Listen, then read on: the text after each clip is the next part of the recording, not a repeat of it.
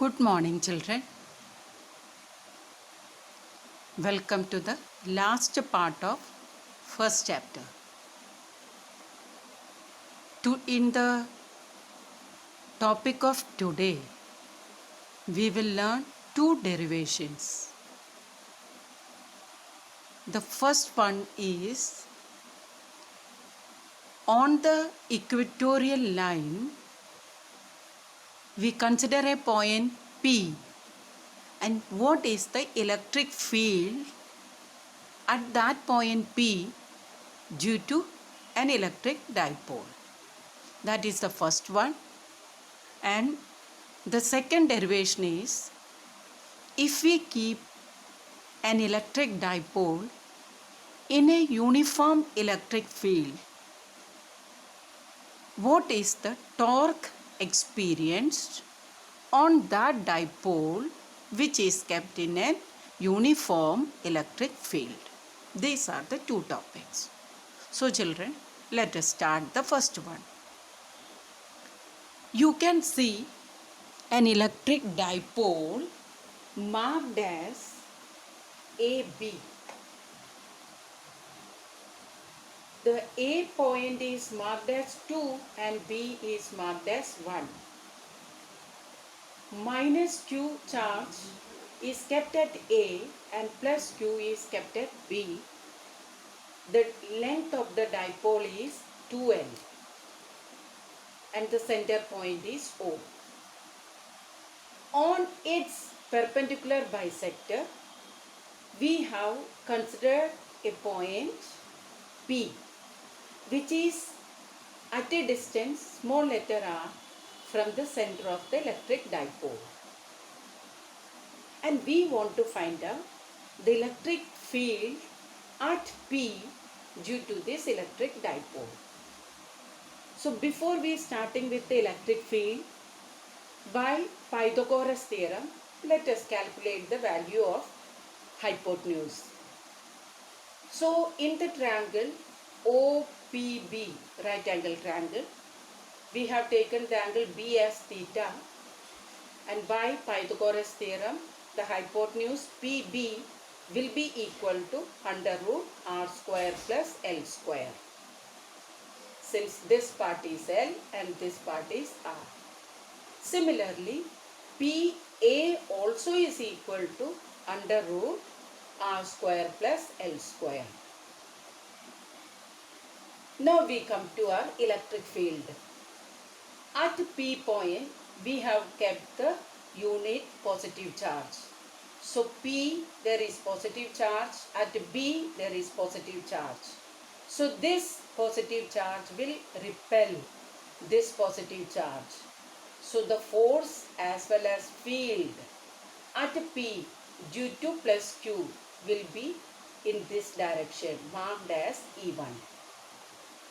But by minus Q, since it is minus charge, the force acting on the test charge kept at P will be attractive. So field will be towards the minus Q charge, which is marked as E2. So we have got two vectors E1 and E2. The respective directions are marked. We have to find out the resultant of these two vectors. So to find out the resultant of these two vectors E1 and E2, look at this diagram. The same diagram I have drawn here again to explain the resultant vector, how to get the resultant vector. So E1 vector we have divided into two parts, rectangular component. The vertical component is E1 sin theta and the horizontal component is E1 cos theta. Similarly, E2 vectors component, perpendicular one as E2 sin theta and horizontal one is E2 cos theta. You can see that this angle also is theta. You can see that the magnitude of E1 and E2 are equal, as the magnitudes of charges are equal as well as their corresponding distances are equal. Only difference is in the direction. So if we consider E1 sin theta and E2 sin theta, their magnitudes are equal but their directions are opposite. That is why these two components will get cancelled. E1 sin theta and E2 sin theta gets cancelled since their magnitudes are equal and directions are opposite. But E1 cos theta and E2 cos theta, they are in the same direction. So they will get added up. Thus the resultant field E is given by E1 cos theta plus E2 cos theta. You can see that E1 and E2 magnitudes are equal. So you can take outside the bracket. Then you can see the equation as 1 upon 4 pi epsilon naught Q upon R square plus L square into 2 cos theta. Next step is we are going to put the value for cos theta. So cos theta in the triangle OPB is equal to base upon hypotenuse. Base is BO, hypotenuse is BP. But we know BO is equal to L and BP is equal to R square plus L square whole power 1 by 2. That means root. Next we substitute in place of 2QL. It is the dipole moment is marked as small letter P. After putting these two substitution, the E formula changes to this way. E is equal to 1 upon 4 pi epsilon naught P upon R square plus L square whole power 3 by 2. From here it is R square plus L square power 1 and here power half. Together we get as power 3 by 2. This is the general formula for electric field at a point P which is at a distance of small r from the center of the dipole. Unit of electric field is Newton per coulomb or Newton coulomb per minus 1, and the direction of the electric field is in the direction of PE. That means we know the dipole moment direction is from minus to plus. That means according to this direction it is rightward. According to this diagram, here the direction of the field is leftward. It means that vector E is anti-parallel to vector P. P is the electric dipole moment and E is the electric field, also known as electric field intensity. Next we are going to consider a special case.